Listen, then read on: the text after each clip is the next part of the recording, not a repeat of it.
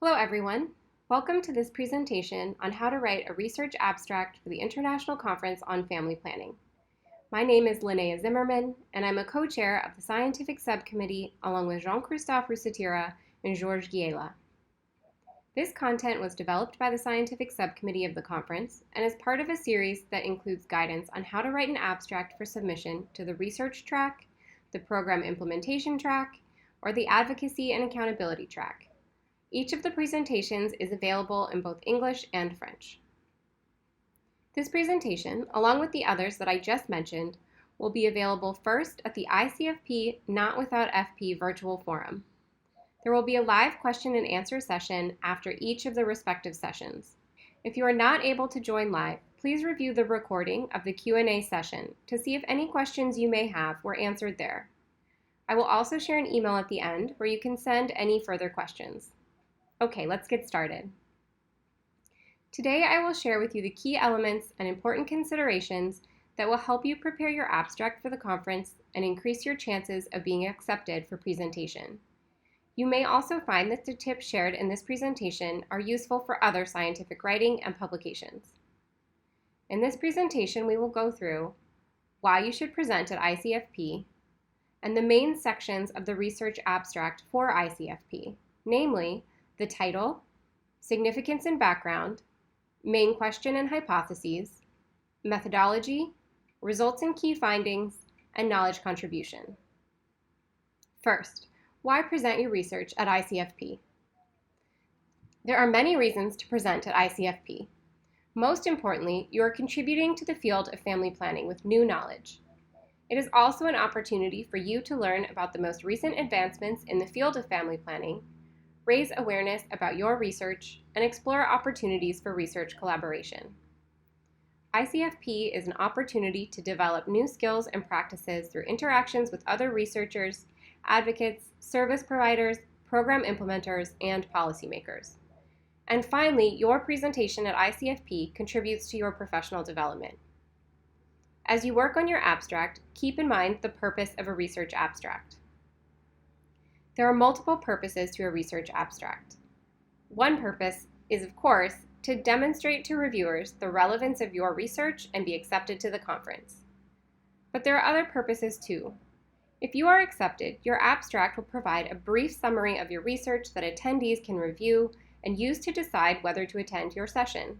So it's important that it conveys the importance and findings within your research. Additionally, abstracts from conferences are frequently posted online, which means that other researchers may review them even after the conference. So the research abstract must accurately and succinctly summarize the research questions, the methodology, key findings, and knowledge contribution for other researchers to review. To meet these objectives, your abstract should be clear and succinct, accurate, and complete. Remember, an abstract is a package and as a whole should be able to tell your story. Avoid jargon and confusing language, and make sure your results are correct. Do not leave any section blank or incomplete, and respect the word count of each section of the abstract. The system will cut off additional words, so if you go over the word limit, reviewers will not see what you write. And if you leave an entire section blank, your abstract will not be competitive. Let's take a few minutes and go through each section of a research abstract. The title. Why is a title important? It's the first thing that people will see. If the title of your abstract isn't relevant or interesting, people won't read the rest of your abstract. So spend time on the title. Avoid long titles, limit yourself to 10 to 12 words. Whenever possible, use descriptive terms and phrases that accurately capture the content and, in particular, include the type of study. There are 4 important aspects for a good title. First, use a few words to condense the content of the abstract. Don't try to summarize the whole abstract in your title. 2, include the type of study. For example, randomized control trial, cross-sectional study, or cohort. 3, capture the attention of the reader. And 4, differentiate the abstract from other articles on the same subject. What is it about your research that is new or different than other people's? As you may imagine, we receive many very good titles and a good number of titles that are not so good.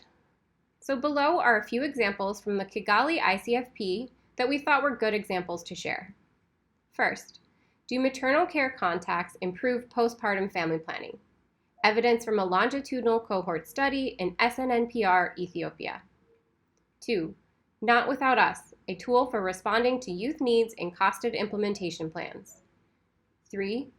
Handheld device for removing a one-rod subdermal contraceptive implant, results of a pilot study and future work.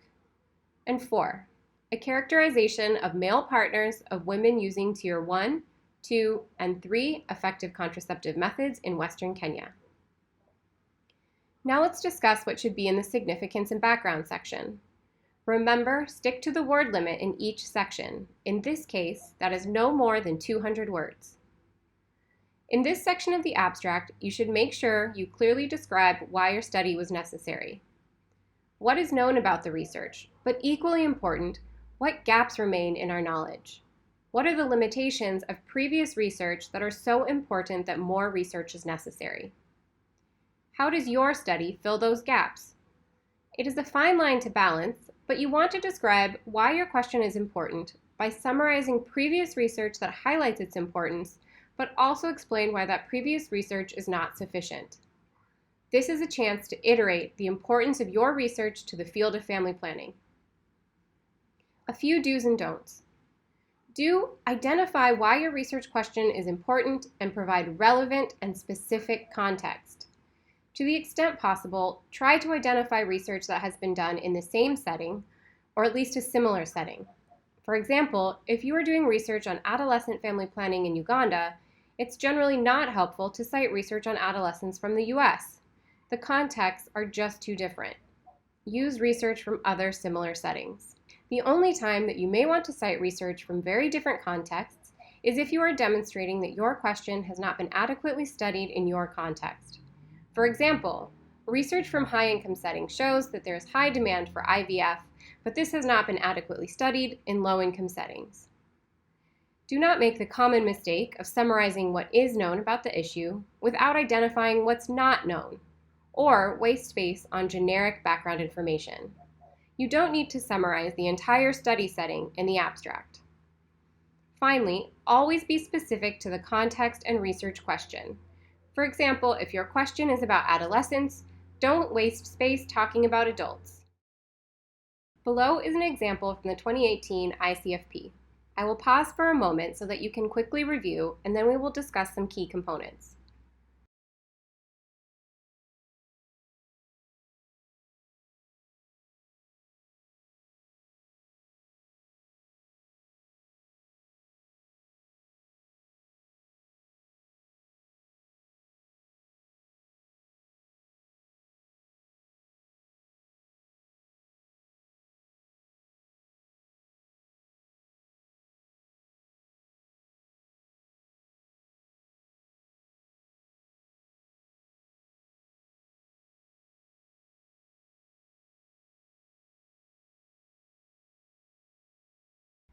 Now let's discuss how this section fulfills the criteria that were described in previous slides. In the first 3 sentences in blue, the authors describe why the question is important. They establish that postpartum family planning is an important intervention and that the majority of postpartum women do not use contraception. This is what is known already. Integration into services is recommended, but effectiveness is still not well established. This is what is not known and why the research is important. In the highlighted sentence, the author provides relevant information about the health program within Ethiopia that will be assessed in the research. This is contextual information specific to the research question. Here, the highlighted purple sentences revisit what is not known about the research question. Here, the authors lay out the gaps in knowledge that exist because of research limitations and further justify why their study is necessary. These include gaps in other data collection efforts, such as not measuring specific components of care and bias resulting from retrospective reporting. The authors use the last sentence to elaborate on the added value of the study.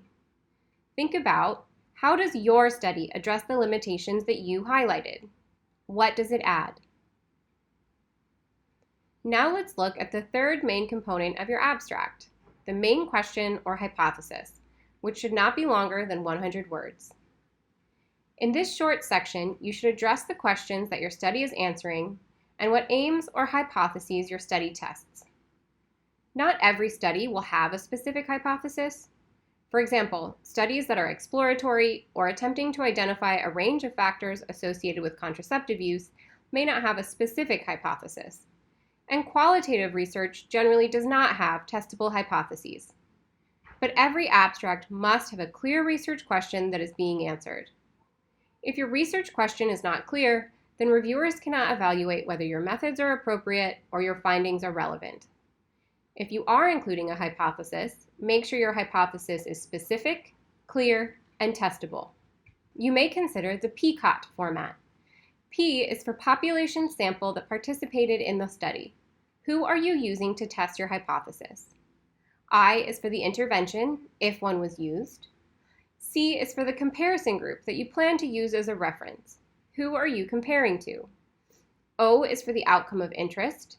Be specific about what exactly is being tested. T is for time or duration of the data collection. I will give you a few seconds to read through this example from an abstract accepted at 2018 Icfp.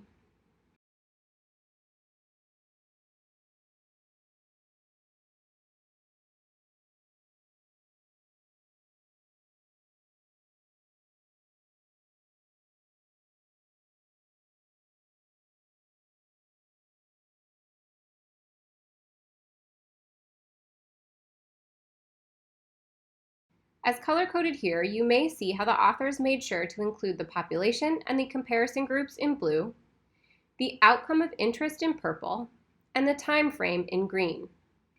In this case, the intervention that was being assessed was contact with skilled maternity care providers. This was not actually an intervention being provided by the project, but still serves as the primary variable of interest. Now that you've clearly established your research question, let's spend some time looking at what to cover in the methodology section.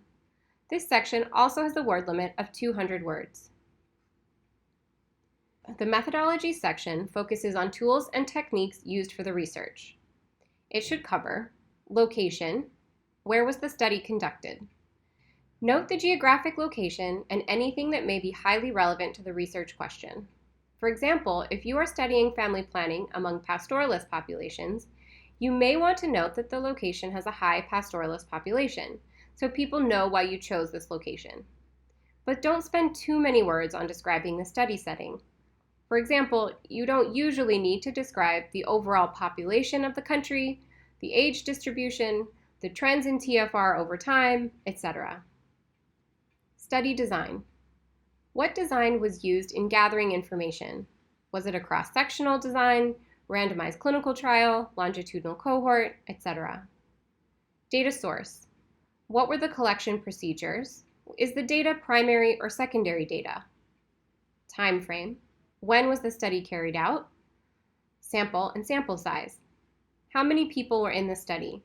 How were they identified? What were lost to follow-up rates if it was longitudinal? Analytical approach. How did you define your outcome, and what were the analysis procedures that you used? For qualitative research, what theories did you apply and coding practices? For quantitative, what statistical models did you use? Keep in mind that this section helps reviewers assess whether the methods you applied were appropriate for your research question. So be specific, but also don't be overly detailed. Ask yourself, is the information that you provided necessary? Do reviewers need to know it to understand the research? Or is it detail that does not change how someone would understand and interpret your results? Is it something that is nice to know? Prioritize including information that is needed. I will give you a few seconds to read through this example from the 2018 Icfp and reflect on whether this section covers the elements that we just discussed.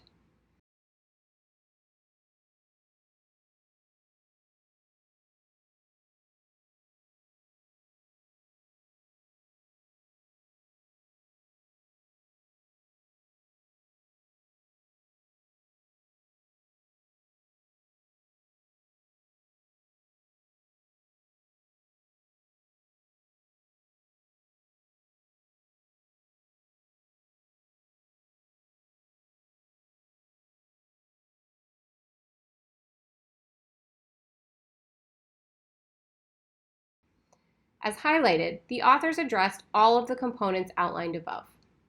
They gave a very brief description of the location and time frame in blue. The sample size, that is the number of people in the study, is described in green. The study design, including how women were sampled and the data source that was used, is in purple. The analytic approach is in orange. And here the authors explain multiple steps that were taken in their analysis procedure and specify the final outcome variable they are assessing, contraceptive uptake, after accounting for potential confounders. Now let's look at the results key findings section. This section should be no longer than 250 words. Icfp accepts abstracts with preliminary or final results. We will talk a little bit more about that difference soon, but in either case, you should make sure that you answer the main research question or questions in this section. Describe the relevant results from the data analysis while making sure that each of your research questions or hypotheses are addressed. If you don't describe the results of one of your hypotheses, reviewers will wonder why. Also remember the audience that this abstract will be presented to. Experts in family planning research are reviewing your abstract, so make sure you are emphasizing what is important from your research. Be specific and as clear as possible. Report both positive and negative findings when relevant. Don't be afraid to present null findings. Start the results section with brief and important descriptive results before analytical results. Consider reporting your results in parallel with your methodology. That is, if you conducted analysis in multiple steps, for example, descriptive analyses, then bivariate regressions, then multivariable regressions, present your results in that order. For quantitative research abstracts, report associations with confidence intervals or p-values. Confidence intervals are generally preferred, but can take up more space.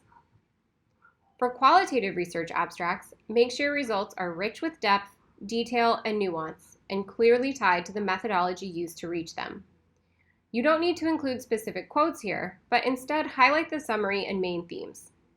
And for both kinds of research, make sure you are addressing your research question, and if applicable, hypothesis. As mentioned earlier, your results do not have to be final to be submitted.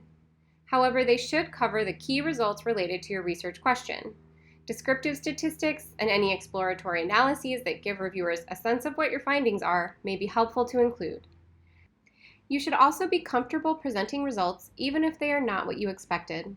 This includes results where there were no statistically significant relationships if this is of central interest to the research question.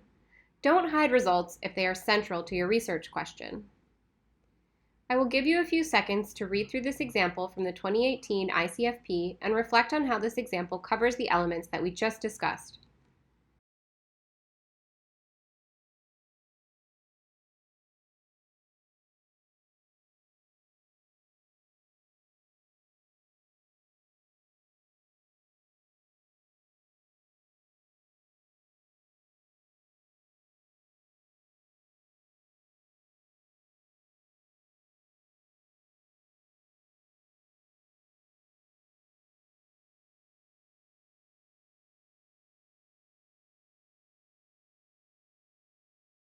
You can see that the author started with descriptive statistics in blue and findings that were relevant to the research question. In green, the authors summarized their findings before following them up with the specific statistics in orange. The authors do not include the results of the bivariate analyses here, but instead they focus on the adjusted results that are directly relevant to the research question. Note that they include both significant and non-significant results in purple. Finally, let's discuss the last part of the abstract, the knowledge contribution section. This should be no longer than 250 words. In this section, you should cover the most important key takeaways or lessons from your research in a few precisely worded sentences. The 3 essential questions to answer are: 1. Message. How do the findings address the problem or gap that you outlined in the background section? 2. Importance. What are the implications for the field? What does this mean for our general understanding of the research question? And 3, perspective. What are the recommendations and implications for future studies, programs, or interventions? Avoid the common mistake of making conclusions that are not supported by the data. Base your conclusions on what you found, not what you thought you would find or what you wanted to find. Allow space to mention important or unexpected findings and iterate on the implications of your findings for future family planning research, program, services, and policy. Remember that a wide range of people attend Icfp. Translating your research findings into policy and program recommendations is critically important. Again, I will give you a few seconds to read through this example from the 2018 Icfp and reflect on how this example covers the elements that we just discussed.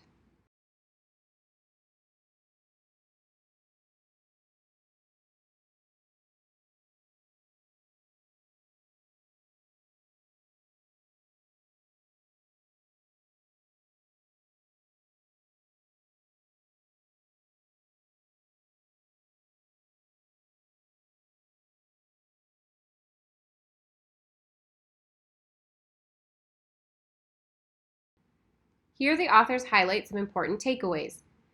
First, in blue, the authors highlight a descriptive finding that is relevant to policy and program implementers. In green, the authors identify a gap in service provision that is relevant for policymakers in Ethiopia. In purple, they highlight next steps that are needed for research and provide specific recommendations to programs. Before we end with frequently asked questions, it's important to briefly discuss the important issue of research misconduct. It may be a surprise to many of you, but we have had a few incidences where applicants to Icfp were disqualified because of misconduct. Good research ethics is the core of scientific integrity. Any sign of research misconduct is taken seriously during abstract review. Citations do not need to be included in the abstract submission, but if language is clearly copied from other sources, it provides immediate grounds for disqualification. It is mandatory for any abstract submitter to avoid any form of fabrication, falsification, or plagiarism. We have provided here a link to the research ethics policy for the Johns Hopkins School of Public Health. These guidelines apply to all abstracts submitted to Icfp. We will end now with a few frequently asked questions. Probably the most common question, which abstracts are likely to be submitted to Icfp? Unfortunately, this question is not as simple as it sounds. Your abstract is more likely to be accepted if it strictly follows the guidelines and word count, but ultimately, reviewers will judge the scientific integrity and contribution of your work. Abstracts that skip sections or don't provide sufficient information are much less likely to be accepted. The Abstract Selection Committee tries to prioritize abstracts presenting new knowledge or evidence. Findings should be supported by the data, and a clear analysis methodology should be presented, irrespective of the language in which the abstract is written. Abstracts in English or French language are treated equally. Ensure clarity of the language used in the abstract, and review your abstracts to make sure there are no typos or grammatical errors. It is okay to have someone review your abstract for English or French language editing. Another very common question we receive is why does Icfp have 1,000-word abstracts while other conferences often have abstracts that are 300 to 350 words? Icfp is unique in this way. Our main goal is to allow people to share new knowledge to inform practice. Icfp allows up to 1,000 words for individual abstracts and 400 words for abstracts submitted as part of a preformed panel. We do this to provide sufficient detail to allow the scientific committee to appropriately review the abstract and make a fair decision. It allows abstract authors to clearly clarify the research question and context and explain the methodology and results in detail. There are many do's and don'ts to having a successful abstract.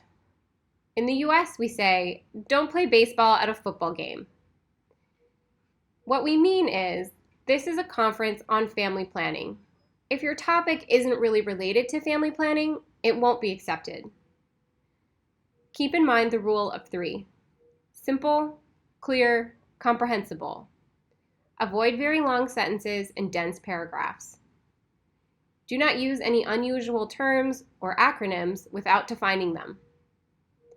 Consider having your abstract reviewed by a native speaker of the language of your abstract before submission. Finally, for quantitative abstracts, be consistent when you include confidence intervals or p-values, and use the same number of decimal points throughout. Although it is common, try to avoid using passive voice. Consider using the present tense to describe the problem addressed by your abstract and implications for your research findings, but use the past tense when describing the methods used, the results found, and the study limitations and strengths. Remember, never start a sentence with a number. Although these are all small tips, they can help your abstract stand out. Remember, the abstract is about what you did, how you did it, what you found, what you learned, and why anyone should care. Don't try to summarize all content of the paper, just include what is necessary. I am sure that you already know of many resources for writing an abstract, but here are a few that you may find useful if you would like to read more on what we discussed today. Thank you for your time. If you have any questions about abstract submissions, please do not hesitate to reach out to Jean-Christophe Rusatira at abstracts@icfp2021.org. If you are joining us for the virtual session, we look forward to a live question and answer session in a few moments. For those of you who are unable to join us at the virtual convening, please continue watching the video to review the recording of the live Q&A. If your question was not answered during that recorded session, please email Jean-Christophe Rusatira at abstracts@icfp2021.org. Thank you, and we hope to welcome you at ICFP.